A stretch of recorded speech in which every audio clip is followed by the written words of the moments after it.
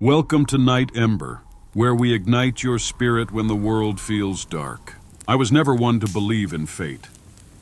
It started as an ordinary morning. The sun hung low in the sky, golden rays filtering through the towering oak trees in my backyard. It had been years since I'd last tended to my garden, but today, something urged me to dig. Perhaps it was the way the ivy twisted around the stones, half buried in the earth, or the feeling that something waited beneath the soil. Then, my shovel hit something solid, a dull clunk. I expected a root, a rock maybe. But as I brushed away the damp earth, my breath hitched. It was a headstone. The engraving was old yet clear. My name was carved into the weathered surface, and beneath it, the date of death. Next week. A chill ran through me. My hands trembled as I traced the inscription. Was this a prank? Some sick joke? But as I kept digging, my stomach twisted. There was a coffin beneath it, and inside, something moved. I stepped back, hands shaking. My rational mind told me to stop, to cover the grave, to forget what I had seen.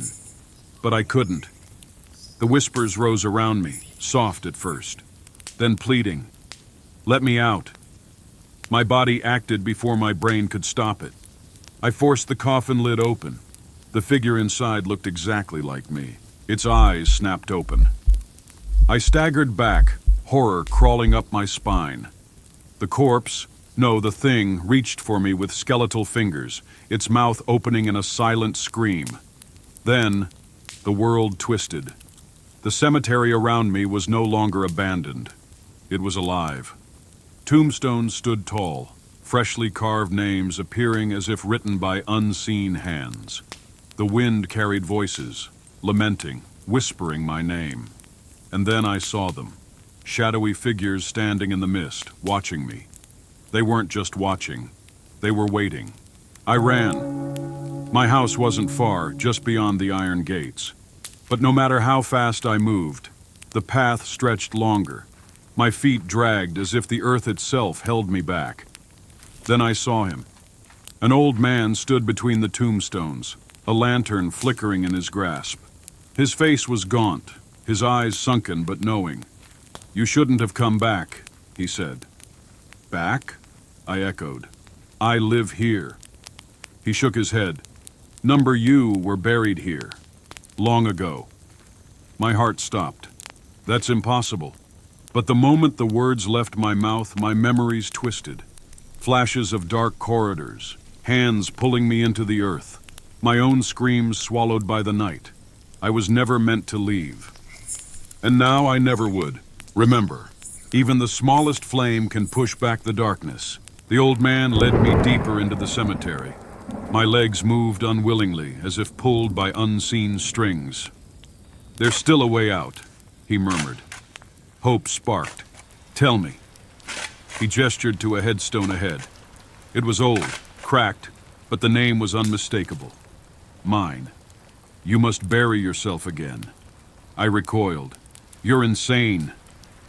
But as I turned to run, the shadows closed in. The figures stepped forward, their faces becoming clearer. I knew them. My parents, my friends, people who had mourned me, people who had buried me, and behind them was me. The version of myself I had seen in the coffin. It grinned, eyes hollow, waiting to take my place. If I didn't return to the grave, it would. I stood at the edge of my open grave. The wind howled, urging me forward. The old man's voice was steady. You were never supposed to wake up. My mind screamed to fight, to run. But deep inside I knew the truth. I had died long ago. I was a ghost of a forgotten time, clinging to a world that no longer remembered me. With a final breath, I stepped into the grave. Darkness swallowed me. Then, silence. I gasped, sitting up. Sunlight bathed my skin, warmth seeping into my bones. I was in my garden. The shovel lay beside me, the earth undisturbed. No grave, no coffin. Had it all been a dream? Then I saw it. A single headstone in the corner of the yard. My name, my birth date, and beneath it the inscription, "Never forgotten." The wind whispered, a soft, knowing voice. "You were never meant to leave." And as I turned back toward my house, I saw the shadow waiting for me inside. Remember, even the smallest flame can push back the darkness.